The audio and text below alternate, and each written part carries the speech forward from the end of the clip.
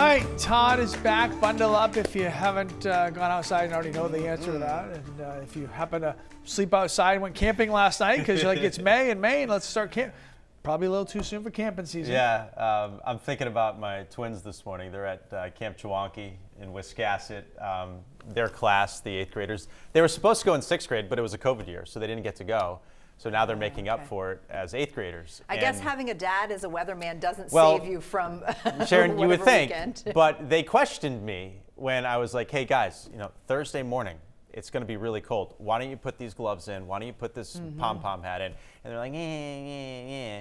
And I was like, no, you're doing it. And I hope that they're thanking me about right now as they awaken to these Maine temperatures. Out of spite, they will not put those on. They would rather freeze than They'll admit probably, that you were right. You know what? You're right there. They'll give it to their friends, right? They'll let their friends wear the hats and all that, but they'll stand firm and, that's the line in the sand. They aren't crossing it, right?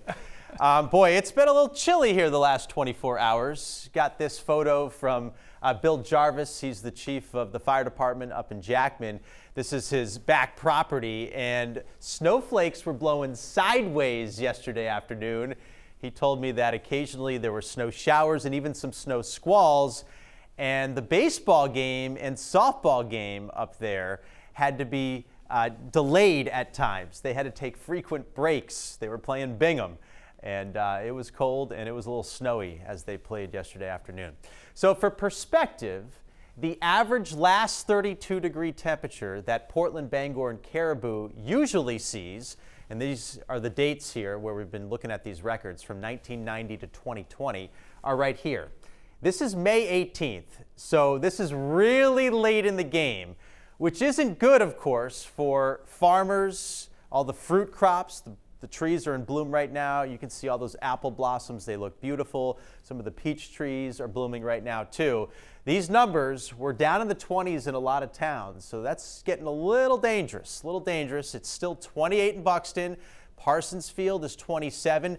Rumford, a hard freeze up here in the Androscoggin Valley, 24 degrees. And check out our friends over in Coos County, 19 degrees in Berlin, New Hampshire. 34 for Bangor. It was 32 at one point, which was 1 degree above the record. Portland has set a new record low for today. Right now it's 30, and the old one was 31.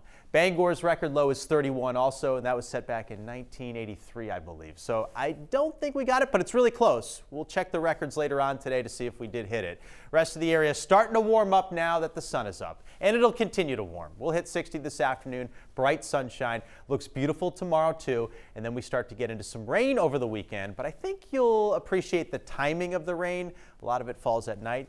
Crystal clear this morning, really cold. There's even a few puffs of wind to add insult to injury.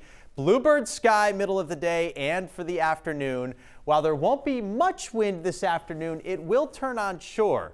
So we'll get up to about 60 along the coast, and then those numbers back off a few degrees. And once again, it'll feel a little brisk, a little chilly this afternoon. Inland, it'll feel fine in that bright sun. High temp 62.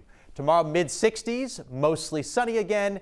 Saturday starts dry. It doesn't end that way. We'll have showers work in, a period of rain Saturday night, and then it looks mainly dry on Sunday with sunshine nosing in and warm temperatures too. And this could be a really large, sprawling out high that sits right on top of us next week, which would mean no rain next week for the most part. Looks relatively dry. So we need these drenchings Saturday night, and it looks like we could get a decent one, ½ inch to maybe an inch if we're lucky along the coastline.